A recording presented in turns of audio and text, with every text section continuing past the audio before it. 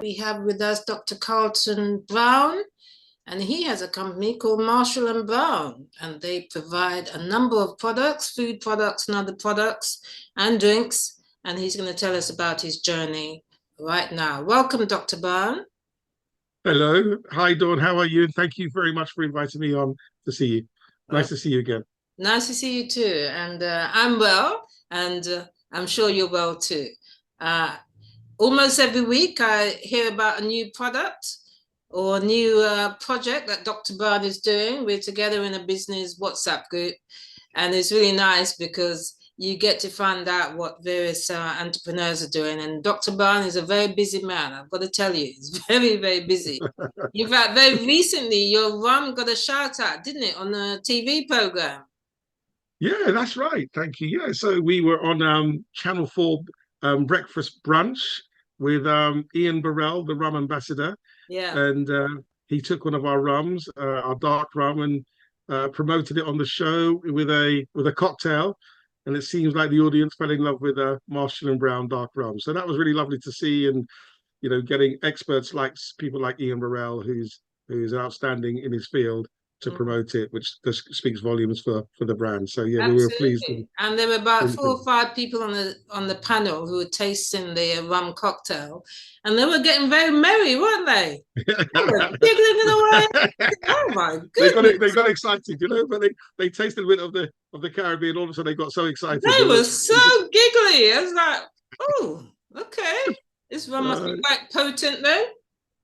Well, it's only 42. It's 42% by volume. Only 42%, you said. It's not like an overproof Jamaican rum, so but it's a smooth rum. It's a very smooth rum. It goes down very well. Okay, I'm glad to hear it. Okay, well, welcome.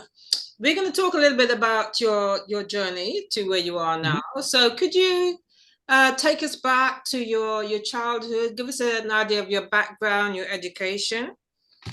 Childhood to teenage years, I would say. Oh, wow. Okay. So my parents are from Jamaica, bless their souls.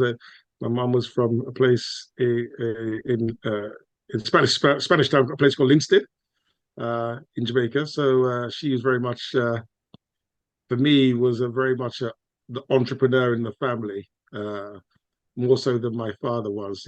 She was the person that even in Jamaica, she used to tell me stories. She said, I used to where she lived in the village, in the countryside, in Linstead. She lived just outside of Linstead. She lived in a place called Mount Diablo, which was in the hills. She said, I used to take, in those days, she used to say that people didn't go to the seaside in Jamaica from where she lived. So she would even organize in the 50s, bearing in mind my mother was born, bless her soul, in 1923. She would take people on a trip. She used to organize the minibus of that kind of thing and take them away to the seaside to see Ocherias or Montego Bay. So she was always that kind of entrepreneurial person who we came to know. And so growing up, we very much lived in a house which was very entrepreneurial. So the first blues dance I went to was in our house. Ooh. Okay. And I was supposed to be in bed, but I kind of, as a child, you kind of, what's going on? All these people are around. And Mum was the person who would hire the DJ in. And then she'd be in the kitchen with her friends, cooking up curry goat and rice and peas. And then she would go down the road to the local guy to buy, she used to say, we used to trust the drinks. And that was her taking the drinks, selling on a sale or return basis. Yeah. To the local off-license guy. Then people would come to the blues, and they'd buy their curry goat and rice and peas and buy drinks. And Mum was, that was her thing. She was always, so I've always seen entrepreneurship as part of that whole culture. Then she was obviously the banker. She had a partner, and she was the banker for years. Wow. So what I knew about, group economics was through my mother, in terms of being the banker of the partner. And she did that. I can't even tell you for forever. I've always known about partners. It's nothing new to me. The concept was never everything new to me. So parties, dances, coach trips to Barry Island and Skegness. That was Mum. So growing up, it was very adventurous. Let's put it that way. There was always something going on. Okay. But But in terms of family wise, my father always said, look, just go and get a trade. You know, that was very much a philosophy sometimes in the Caribbean households, was go and get a trade. But a trade, I didn't want to have a trade, not for any other reason. I just didn't have the aspiration to do a trade. My view, I wanted to do one of two things. I wanted to become a lawyer or a social worker. That Oh, was kind of my passions. I don't know why, but maybe it was that in caring thing. I don't know, but yeah. So that's when I started off growing up. You know, so that was my aspiration. So after when I left primary school, I went to secondary school, did did my O levels, GCSEs and O levels at the time because we had two distinct channels back then. You could be sitting in a GCSE, was it CSE? I can't even remember yes, the time. CSA and GCE. GCE. There were two kind of concepts of Yeah. streams. So you were either in a higher tier or lower tier, and I was in a mixed bag. I was in some higher tiers and some lower tiers. So when I left, went to college, and did wanted to do my A levels, and I did politics and sociology. But after my first year, I thought, you know what, I didn't want to do this anymore. Oh. And so I actually went and got a trainee manager's job, and I didn't complete my A levels. So, and I thought, it's one of those things. When you're young, you think, oh no, I want to earn money, I want a car, I want this, I want that, and that's where kind of, my head got turned, and I got this opportunity for a, a trainee retail manager. It was like a big shot title.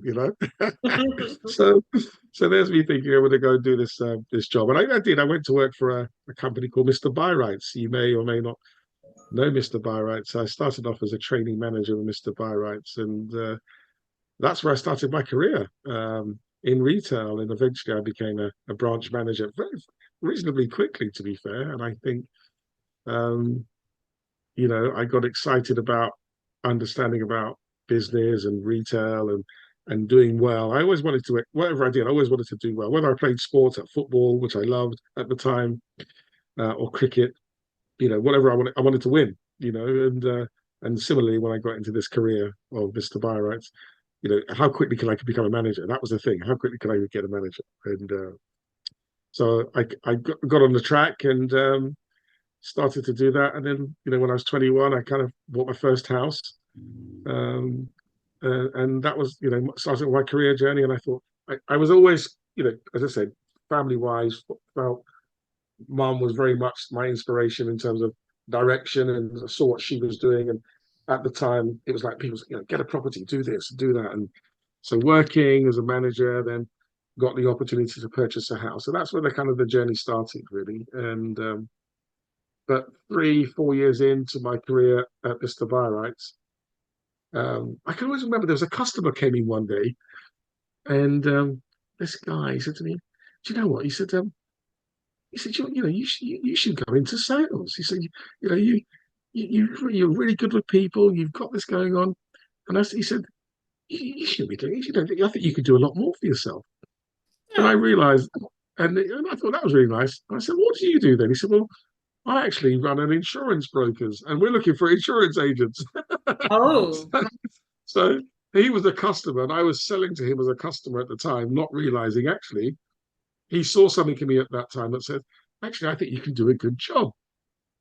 So, long story short, I ended up working part time in the evenings. It was one of those jobs you could work part time on a commission only basis, which he didn't realize at the time. But the selling, what he sold me was this dream of, if you sell X amounts of policies, you could do really well, and you grow up the ladder and you earn more commission and all this stuff. And so I thought, actually, that sounds really interesting. So I carried on doing what I was doing.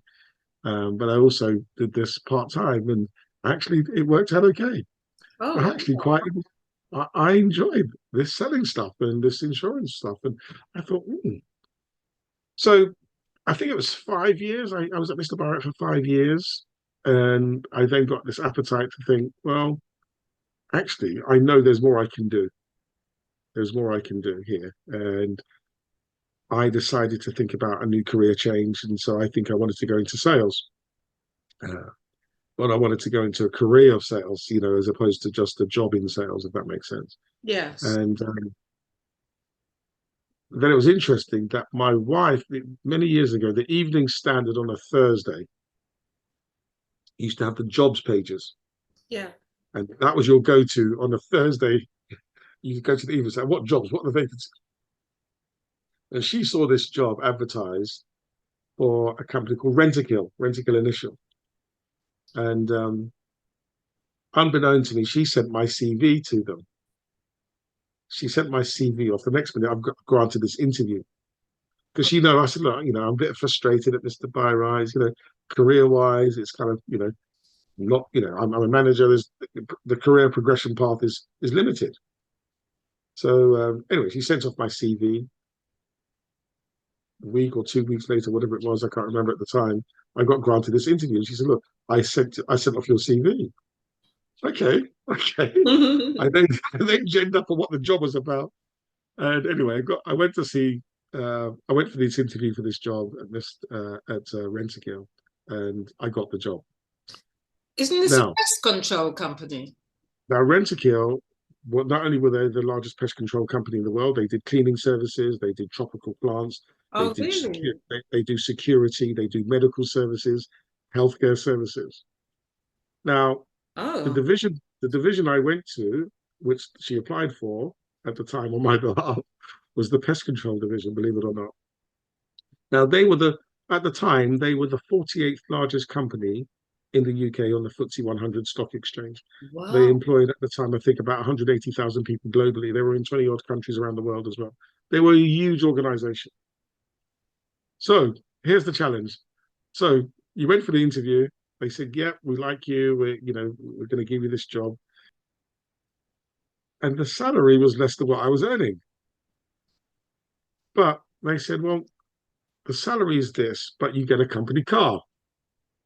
But the commission structure was significant, was significant. So I'm weighing this all up. I said, I'm frustrated, but I know that, I like to win and I'm going to go out, whatever I do, I'm going to go and compete. So I took the job and, I got all the training, what was offered and inducted. And I worked extremely hard because one, I was earning less money. And I thought, I can't afford to earn less money. Yeah, yeah. So in my first year, we had in that pest control division, we had 200 sales guys up and down the UK, and I was fortunate enough to be able to work hard enough and generate enough sales that I became the number one salesperson in the UK for the first year. Wow. So that was a great achievement, and I did very well. That's Um, amazing. but then, once you achieve something, you want to achieve it again. So, Yeah. I, you know, as we say in Jamaica, you get bossy, you get big-headed and stuff like that. But it wasn't like that. But I just worked hard. I genuinely just worked hard. I wanted to do well. I wanted to make a success. I had sold my first house, and I wanted to buy another one, and all that kind of stuff. So I repeated the same feat in the second year. So I was number one in the UK for the second year, and then finally in the third year. So I did it 3 years consecutively, Mm. which was the first time that was ever done in their history. Wow. And but that wasn't without its challenges. Okay. Being in that space, that wasn't without its challenges. It wasn't an easy road. I was uh, the only, you know, black salesperson in the business. So that had benefits in some shapes or form when people looked at, I was easily recognizable, but equally so, I think my career progression was very, whilst I eventually progressed extremely well through the organization and I ended up becoming a regional director for the south of England, but the journey wasn't always straightforward. Mm. It had its challenges, to say the least. But as I said, I always focus on the destination, not the challenge, right? So that was the thing for me. So yeah, so I worked for Rentokil. I worked for there for 16 years. So as the sales, I went through sales and the sales management, then general management. Then I became the general manager. I became the regional director for the south of England and Northern Ireland. And I had, I was responsible for I think 25 billion revenue and 12 million profit at the time. So that was the job where I did. But within that, I learned so much. I learned so much in terms of leadership and strategy, marketing, sales, putting things together, presentation skill. So they trained you really, really well. That's one of the benefits of working with a large corporate can give you at times is that skill sets. Yeah, If you are prepared for it, you can take away absolutely. a lot of great stuff. So with that in mind, I, there was a part of my career at one point kind of stagnated whilst I was there. And I thought to myself, why is this, the situation? I'm not really getting as far or as fast as I'd like to, as quick as I want to. And remember, I stopped doing my A levels, and I thought, well, maybe I wasn't qualified enough. It could have been many reasons, but I was going to take those reasons off the table subsequently. So I went back, and at the end of my time at Rentokil, I got headhunted at the end of my 16 years to work for another company, but in a national role, for the company called the Davis Group. The Davis Group own a company called Sunlight. You may have heard of Sunlight, but they're a national, they're an international company. But I got headed up to become the national sales and marketing director for the UK, Okay. based up in Birmingham, in Wednesbury, to be fair. And when I got there, I was there for 3 years, traveling up to Manchester, Birmingham, Wales. It was all, we were all over the country. That was my role, and I had a team of different managers up and down in Manchester, as I said, London, Wednesbury, and I'd go and visit all of these different places throughout the time. But at that point, I felt to myself, there was a time I felt I needed to go back and study. Okay. So I went back and did a postgrad, which was equivalent. It was a postgrad in leadership and management. So because of my experience, I got access to. I had to do it a year, but then I got access to do this postgrad degree, which is a level 7, which is like a master's level in management and leadership, which I really enjoyed. And then all of a sudden, I thought, oh, I love this. I actually quite like this studying stuff. Again, I had the appetite for it now. It was right for me this time. Yes, yes, yes. And so after I finished that, I think about a year later, I decided I wanted to go and do a master's degree, an MBA, a master's in business administration. Oh. So I thought, let me go and do this. So I went back and did my MBA, Was which this again, while you were working or did you leave? whilst I was Oh, working. really? Okay. Yeah. So I did it part time, working evenings and weekends, Okay. and at the time I'm still traveling up and down the country, 50,000 miles a year, driving up and down. It was tough.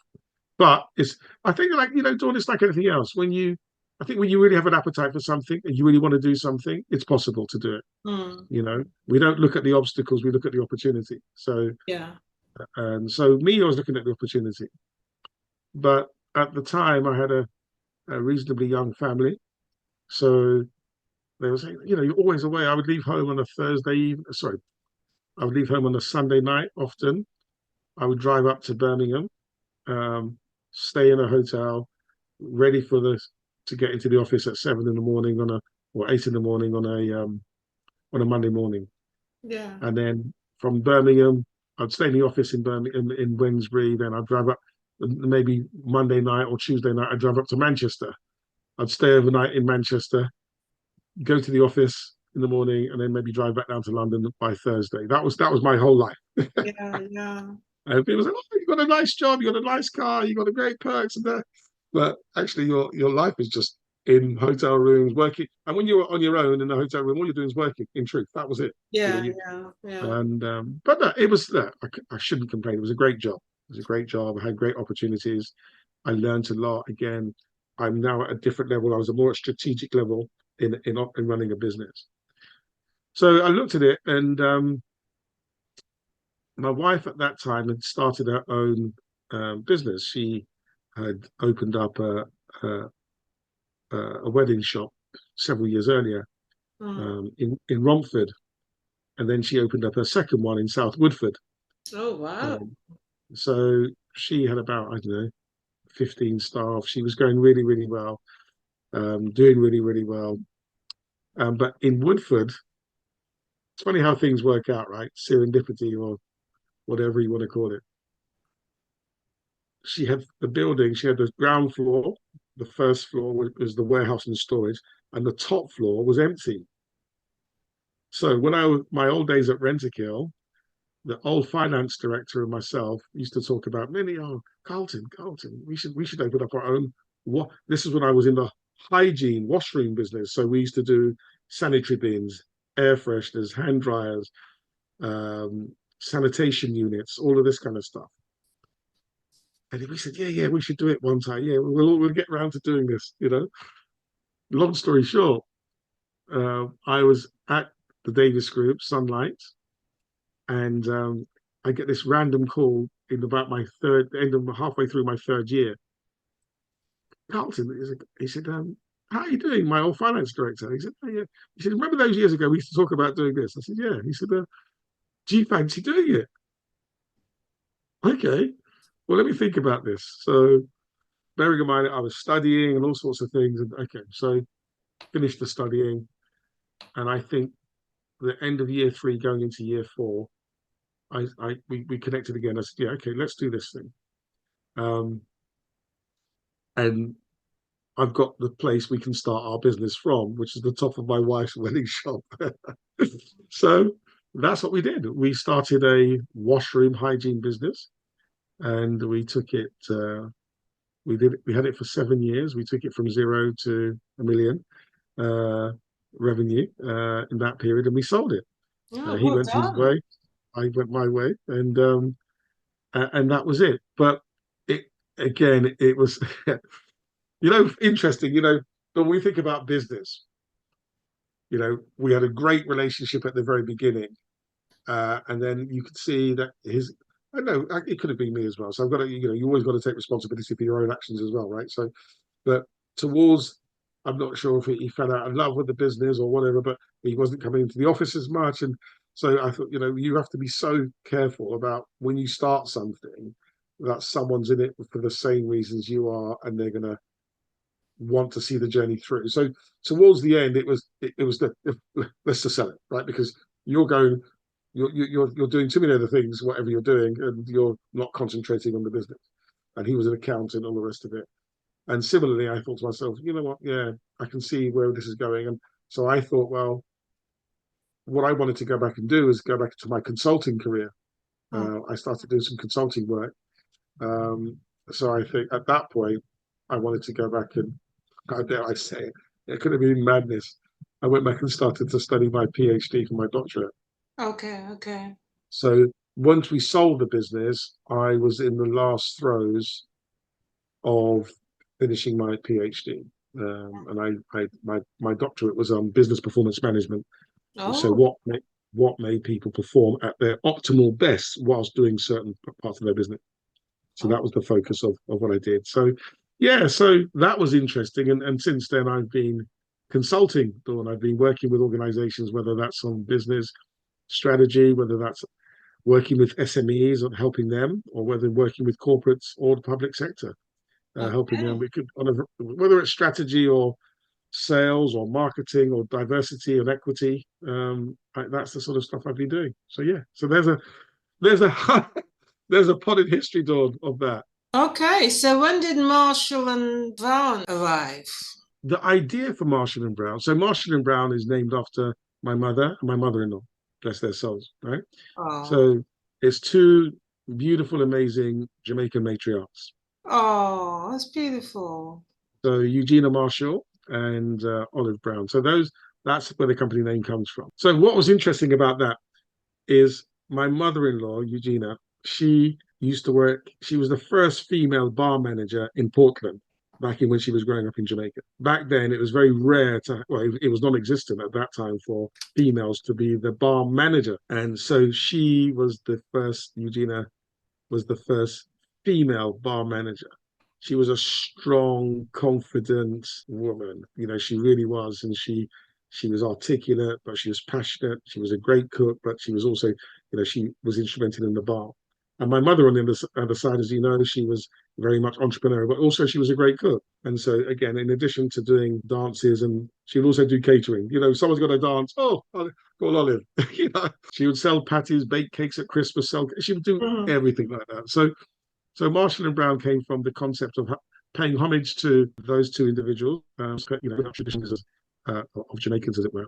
So in 2017, I went to Jamaica to the Diaspora Conference in Jamaica, which they host every couple of years. And I had the opportunity with JAMPRO, which is Jamaica Trade and Investment Arm. Yeah. They took different businesses around Jamaica, showing them different international accredited businesses. So whether it was a cake manufacturer or a manufacturer of chicken, producer of chicken or sauces, they took us around to see us different types of industry. And at that moment, when you sit back, you think, wow, Jamaica's got world-class industries sitting there. And these guys are doing some great stuff in America. They're doing great stuff in Canada, great stuff in the UK, and not a lot of people are even aware of it. And I thought, I just came up with the idea, sitting in that conference, sitting down, I thought, wow, imagine if I could create a brand that paid homage to our parents as a legacy business, and at the same time, respect our traditions and our values, but something that was different,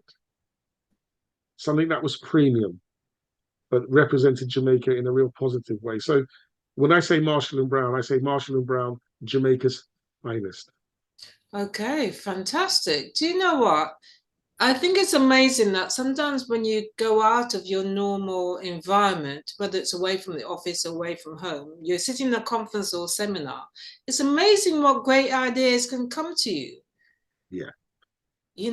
But yeah, I think, sometimes you just get inspired. You listen to someone or you hear something or someone takes you somewhere and shows you something. And also you go, wow, how can I do that? Or how can I do it better? Or how can I use that and tap into this market? So from 2017, I spent 2 years doing market research. And what I found out was a great example of this is just in the Caribbean. When I say the Caribbean, from whether you're Dominican Republic, they call Mexico the Caribbean as well, Jamaica, Barbados, St. Lucia, all the rest of it. There was 20 million visitors.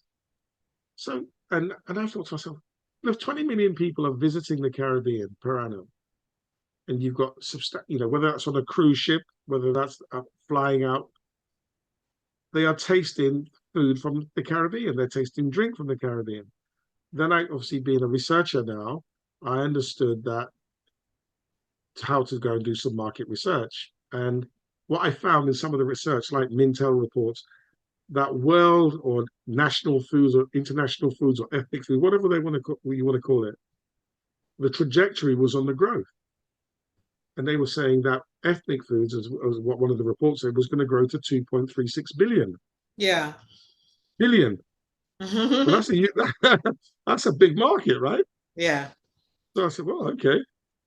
And I looked at our own market, and yes, we can be in the world food aisles, which is fine. There's nothing wrong with that. But also, what about being on a mainstream aisle? And I always take my hat to Levi Roots. He whether you whether you think the brand is great or otherwise, but what he did, he popularized Caribbean culture. Yes.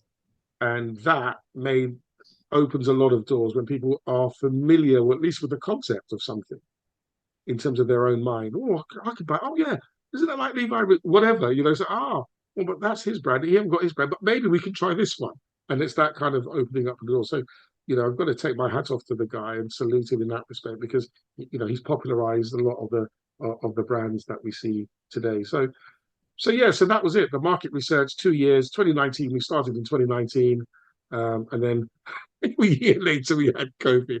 But that aside, and again, look, that wasn't easy. That really wasn't easy, because you build up all that time, you spend all that investment, and then for 2 years you think that the country was in lockdown. But all the work you had done, like approaching buyers and trying to speak to people, saying, "Oh yeah, I'm interested in your products," but then for 2 years you can't talk to them. Yeah, they're not interested. And what were your first products? The first products is Mama Brown rum cakes, and we did a range of sauces. We have a range called the Jerk House. Okay. So the Jerk House, we had 6 to start with. So we had the classic jerk seasoning. We had things like a classic Jamaican jerk barbecue sauce. We had a red pepper Scotch bonnet, a yellow Scotch bonnet.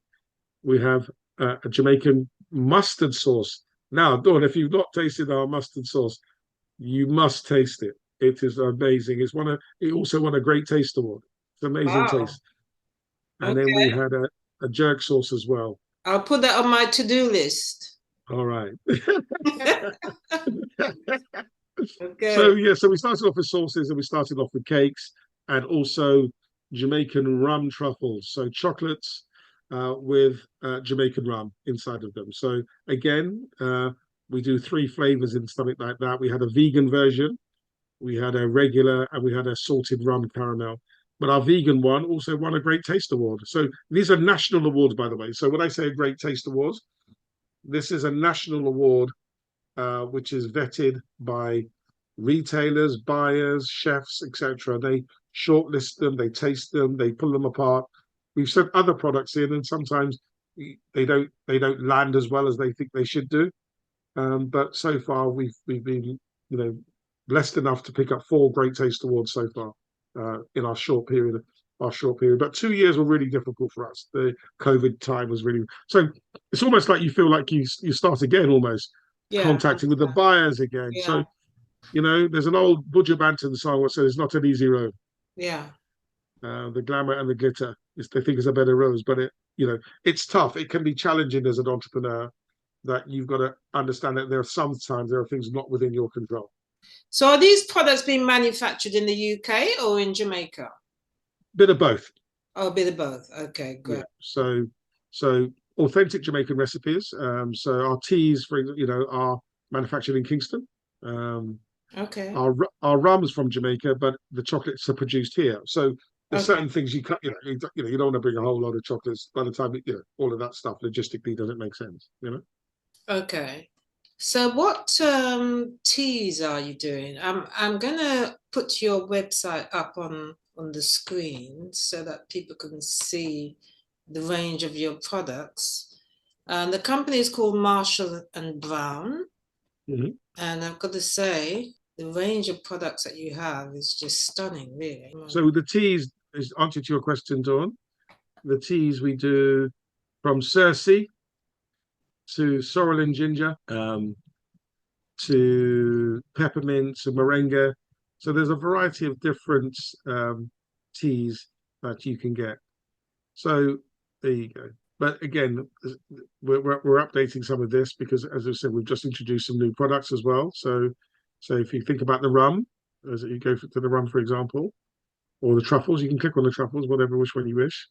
So we do.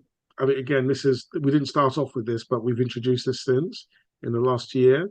So we do a dark rum, which was featured on Channel 4 recently by the rum ambassador, a guy called Ian Burrell, on the Sunday brunch show, which was great. We do a coconut rum. So when people say to me, "Oh, Carlton, does your coconut rum taste like Malibu?" No, it tastes a lot better than Malibu. Okay. That's just my opinion, of course, but I think it tastes great. We try and make sure the flavors are really great. In whatever we do, we also want to make sure that our brand is premium. So we do a spiced rum. So when you taste the spices, you can taste the nutmeg, the cinnamon, the cloves, and you have a nice smooth rum. And we also do some unusual flavors like mocha. Yeah, Mocha mocha. Is that kind of a chocolatey coffee type? That's exactly that. A coffee and Oh, a chocolate. wow. Amazing. So if you want to have a nice coffee or espresso, you can do that. And you'll see okay. These are the truffles. our rum truffles are great taste. So when we think about our product range in general terms, we think about the taste. What does it taste like? What does it look like? Yeah. And that's really important in terms of looking at the brand. 6 different types of chutneys. Yeah, so you can get a chutney which is like date and tamarind. Oh, that sounds lovely, date and tamarind. Wow. A beetroot and orange as an example, So there's different flavors, and the date and tamarind also has a little bit of Scotch bonnet pepper, just a little bit of sweetness to the hint of spiciness. Yeah, yeah. And got hampers. Wow.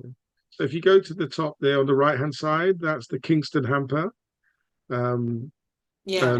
We literally just sold out over Christmas. I mean, again, it was amazing. So that hamper, the Stylist magazine, Stylist? Yes, yes. So for the last 2022 and 2021, we were voted one of the best top 20 hampers in the UK. Wow, fantastic. So yeah, there's a lot done. So yeah, I mean, just explore it, have a look. But yeah, we're really proud of what we're doing or what we're trying to do, and we just got to make sure we carry on doing what we're trying to do.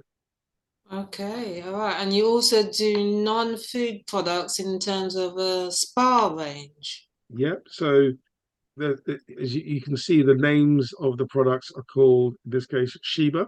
It's after the Queen of Sheba. Yes, yeah. So they are. So you can get a body room spray. There's lavender bath oils. There's a body blend, and also there's a face mask as well. Face mask, candles. Yeah. Goodness. I think you're cornering the market. You're gonna have to have your own store that says Marshall and Brown, own brand. I think you'd fill out that store all by yourself. I think you would do, but that's a lot. That's a whole other question. Okay. That's not for today. And then let's have a look at some of the stores where we can find your products. Okay, so Amazon, Find Food Angel, Cotswold Fair, and you said you're also in Selfridges? Yeah, again, as I said, we should have updated it. Yeah, we're in Selfridges. Our sources are in Selfridges now, London, and we started off in London, but now we've gone to Birmingham and also Manchester as well. So again, some of this needs to be updated, and there is I can't remember where it is, but there's a map, and you can see that some of our stockists are there, but some of these are wholesalers. Yeah. So we sell to a lot of our wholesalers, who in turn sell to independents such as delicatessens or farm shops or garden centres or independent retailers. But we're working in the background really hard to try and get into some of the major retailers as well. Okay. Well, I know that you do some posting on social media, but how else do you do your marketing? How do you get your message across? Is it cold calling? Is it posters, billboards, paid social media? No, we attend a lot of the trade shows. Yeah. So the food trade shows where we know buyers are going to be at, that's where we tend to attend. Oh. So whether that's specialty fine food show, the farm and deli shows, those are the events we physically turn up. We have a stand. We're there for 3 or 4 days. Universally, you get thousands of buyers, independents as well as the trade one, the bigger retailers and wholesalers who attend these events. Yeah. And they come and see us, and we talk to them, and then we start the process. But that's where the main thrust of the stuff we come through in terms of marketing to the business consumer. Okay. We're trying to tap into. Yeah. All right. So tell me, how many different products are you doing, or SKUs as you call them? Tell us, how many different products do you have? So in terms of the Costa range, we've got 7 different ranges. So if you think about a range, one could be rums. So within the rum range, we've got 4 flavors. Okay, so we have coconut, spice, dark, and mocha. So within teas is one category. Then we have 8 ranges within the teas. You've got chutneys is one category. We've got 6 within that. We have the sauces.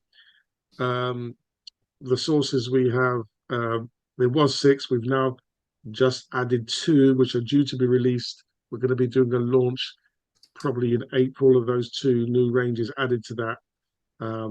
So, for example, we've got a mango Scotch bonnet chili pepper. Ooh, coming through. Sounds lovely. And so that honestly, it's amazing. The flavors are amazing. So we've just added to the range. So we'll have, as opposed to 6 sauces, we'll have 8. So the rum truffles is one range, but we have a vegan within that vegan range. We have the original, and we have a salted rum caramel. Chutneys we've discussed, cakes, rums, sauces, chocolates, teas, and chocolates. Okay, so that sounds like it's about 30 to 40 different products. Yeah, all it's a lot. 7 categories. It's just amazing. And how has the growth of your business been from the time that the pandemic finished? You've now got a clear run, haven't you? So how's it going in terms of year-on-year growth? We're growing year on year in terms of percentage growth. The challenge is some of the conversations we've had So let's say I started talking to you in 2019, Dawn. I now have to rekindle that new conversation to start the whole cycle of again. Because when you go to a buyer, Dawn, you say, here's the jerk house, taste it, try it, see what you think. And they say, yeah, we like it. On their shelf, they have one shelf. There's going to be another product on that shelf. They may not only review that review range, because they don't want to take things on and off the shelf all the time. They've got to give it time. So when they come to do a review, they call it a listing review. Sometimes it could be 6 months or a year before they do the next review. Mm. So sometimes, depending on when you approach the buyer, Mm. it depends on how long you've got to wait. Yeah, yeah. So that's one of the challenges, but also the opportunity, because buyers move around as well. So look, we're growing year on year. Our brand, the awareness of the brand is growing. Our stockists are growing. Our sales are growing. So we know we're going in the right direction. But it's just a matter of keep going what we're doing, really. We've got a small team helping us to try and do the trade shows and market and do the social media bits and to try and grow it. So, but we don't see it as a sprint. It's not a sprint. Okay, okay.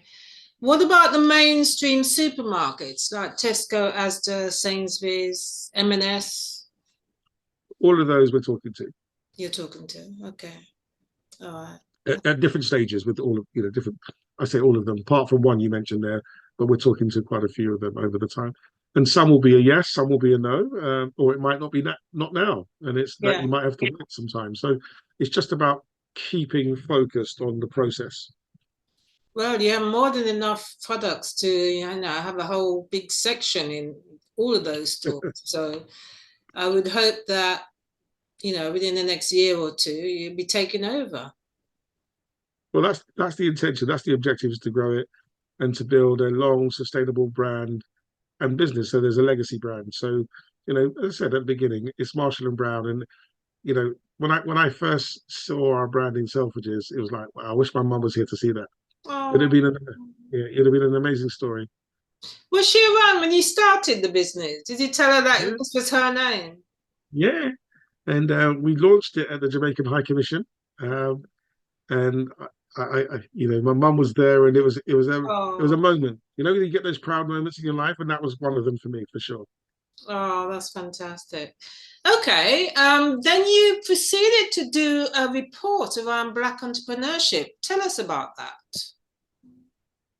So I go back to the consultancy stuff now. So I'm now in the consultancy space, and I have been for some time, but I'm also a visiting lecturer at university. So I was always fascinated to write. So I love business, I love entrepreneurship, but I also recognize the challenges of Black African Caribbean diaspora. So in 2017, I wrote this article around corporate social responsibility and supplier diversity with minority businesses.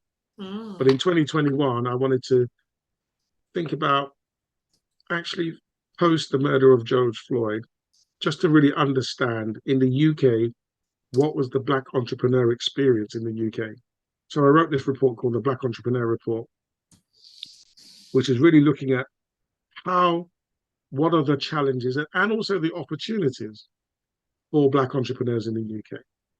So the report highlighted several things which are not going to sound unfamiliar. So when we try to get access to finance, we are more challenged. 75% of Black entrepreneurs do not like to present themselves as being Black businesses because they're afraid of the perception by others of how they perceive them. Black businesses in the UK turnover average £26,000 per annum. Why? Some of the things access to opportunities within the diversity supply chain. Now, there was a report done in 2017, 2019, I can't remember the exact year, by MSD UK, which said 36% of corporate suppliers, when a person from an ethnic minority is presenting to them product or service, the corporate buyer was 36% more likely to think of that supply not being as good as the current supplier. Wow. So there was this inherent. So the report highlighted all of these things, but most importantly, not only highlighted it, but then said, well, what do you do about it? What are the solutions? Because it's got to be solution led, right? Absolutely. So because we can say, yes, this is a problem, but what do we do about it? So, you know, I then went to speak to different stakeholders and said, here's a copy of the report. And I said, we need to build awareness about what's going on. And B, we need to bring stakeholders together, such as the corporate, public, private sectors together, so they can see what's going on and understand new data so that they can start to change their behavior and practices, that we can have a more of an engaged conversation to change that attitude. So therefore, Black and ethnic minorities can get more access to those opportunities to change our economic status. So that was the idea behind it all. So that led to the UK Black Business Entrepreneur Conference. That was the journey. Okay, so this is a conference that you've held for the last 2 years. You've got the third conference this year in 2024. Tell us about the conference. How did the first one go? I think I did attend the first one, actually. From my perspective, it was wonderful. Tell me how it was from your perspective. I think the feedback's been tremendous. I mean, the fact that for last year, again, we sold out last year, and the conference is not until the 11th of July this year, and already we're in where are we? The beginning of March, and we're already 75% of the conference already sold out this year. So last year, I think it was I would say it was amazing. But we had people like David Oselogo speak, the historian on entrepreneurship from a history perspective. We had Lord Michael Hastings speak about it from the context of the Black Business Association from London Chamber of Commerce. We had different storytellers. We had a lady called Ronnie Savage. Ronnie Savage is a female founder, CEO of Jomas Construction. She's one of the first Black female construction owners having a multi-million-pound business. Good for her. And it's great. So what's the conference designed to do? We stand on 3 pillars: empower, engage, and educate. Okay? And it's both sides of the coin. Empower ourselves, educate ourselves, and engage. Engage not only with ourselves, but also with the public and private and third sector. So last year is a good example. We had a session called Pitch for Success. So we had the likes of Selfridges, Tesco's there, and wholesalers there, where entrepreneurs who were shortlisted got to pitch their products to those companies with the view that they can get their products actually listed in their shops. That's transformational. This is not just the word. This is saying we can take this project, your products, and we can give them access to the opportunity. So how many got into the stores? So in terms of, it doesn't just happen as a transaction like that. So what happens, 3 got shortlisted to work with Tesco's as an example, with the view that they've got to get certain things right, whether it's the branding right, or if there's an ingredient issue, they've got to get that right. So at the moment, there's 3 still working with Tesco's. 1 got straight into one of the wholesalers. Another one who didn't get access to either of those opportunities, who pitched but didn't qualify, but Tesco's had a stand at the conference, spoke to Tesco's at the stand after saying, look, I didn't qualify this round, but I would be interested in acquiring your help. And albeit 12 months later, they're still having that conversation now, and there's a strong probability that they may get further down the track with that organization, or parts of their organization, not directly with Tesco's, but Tesco's wholesale part of their business. So the conference is there to engage, to facilitate, you've got to build. You can't just do it on your own. In Jamaica, we say one hand can't clap. You can't just do it on your own. You need partners, you need allies, you need networks. There's a word that we talk about, and I often use it. It's called social capital. Access to people, opportunities, and resources. We need to have more than just us talking to each other. We need to have partners who can say, well, actually, look, I like your product. I need your help I'm happy to help you to open up that door for you. Absolutely. And that's what's important. And I think that's what the conference does. It opens up the doors for opportunities, but also educates ourselves to see, we've got speakers this year. We had a speaker last year. We had a guy called Terry Jarvis do some amazing work. We had Tevin Tobin, got a multi-million-pound business now right here in the UK. but unless we see it sometimes, we don't believe it. Mm. So we need to hear stories from people that look like us, telling us their experience, but also how well they're doing. Yeah, So we can, absolutely. Because that's very right? inspiring. And so that's what it does, Dawn, for me. So hopefully that's what it does for a lot of our guests who attend, the delegates that attend, is they come away feeling inspired, but they've got a bit of education. They've got access to things they wouldn't have had access to had they not been in that space. Yeah. So it's creating this space where you've got like-minded, positive people who want to transform not only their lives, but transform the lives of each other. Yes. But we have to have a better economic base for growth. Yeah. Yeah.